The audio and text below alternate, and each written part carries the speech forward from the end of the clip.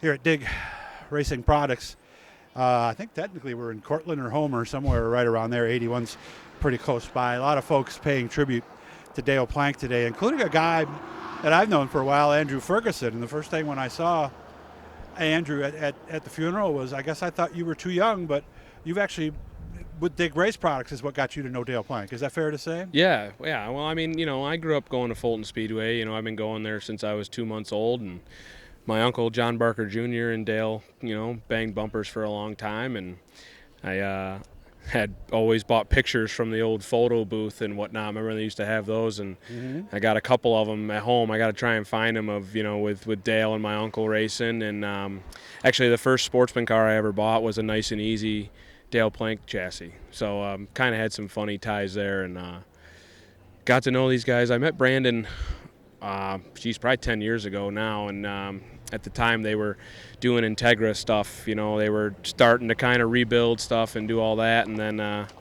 started Dig. And then during the end of the COVID year, I hooked up with them and switched over to their stuff and really got acclimated with them the next couple of years. And Dale's was huge with me the last couple of years as far as scaling advice and a lot of driving stuff for me. I had a heart-to-heart with him 2 years ago. I remember telling him, I go, Dale, I'm not getting any younger, and I've been racing for a long time, and I need someone like you to just tell me what I'm doing wrong and point me in the right direction. And he did. He took it, and he was always good to me. No matter how many mistakes I made, he always was had his Dale way of telling you that What was the Dale way? That was the not correct. It was funny. I actually remember a couple of weeks ago at the heat race at Fulton, he walked up to me in the chute and he goes, just roll nice and slow around the bottom. He said, don't go to the top. It's dirty. Don't go up there. Okay. And lap 3, I'm around the top going from 3rd to 7th, and he comes into the trailer and he looks at me and he goes, now do that exactly again, but nothing like that, and he laughed. Like, and how about, what was it again? He goes, do that exactly again, but nothing like that. That's what he said to me, and it was so funny. He just kind of smirked, and I go, I got it. And he goes, all right, I'll be back up in a bit. And he came back, and we ended up raining out that night, but that's how he was with me, and it was good. And for a lot of racers, and I enjoyed that he took so much pride in helping so many people get better. There's not a lot of people like that in this sport. It's one of the only sports I've ever seen where it's so individually driven for success, but we also are good at coming together in a time like this. And but Dale's one of them guys that he replaced his love for driving at the end with helping guys like myself, and I'll always appreciate that. It had to be something for you because you were a kid who grew up looking up to him and knowing that he actually cared about what you were doing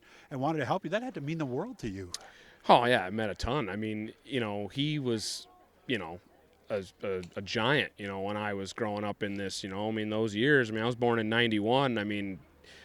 He was 20 years old already. Your core time of watching and growing this love for upstate New York, like dirt modified racing.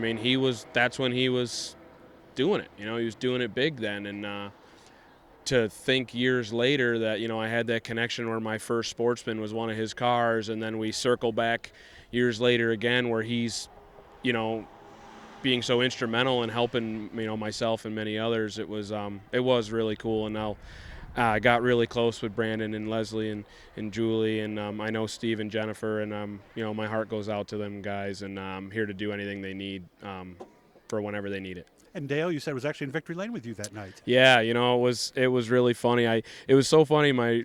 They had so many customers and so many people helping them that there'd be nights I wouldn't see Dale or Brandon, but I knew they were there, and I'd always get a text or I'd call him the next morning, and he would always had time to watch and give you some pointers. That always fascinated me. He had so many customers, and yet he'd still be able to pinpoint right what you were looking for the next day when you asked him. And it was really cool when I got out of the car.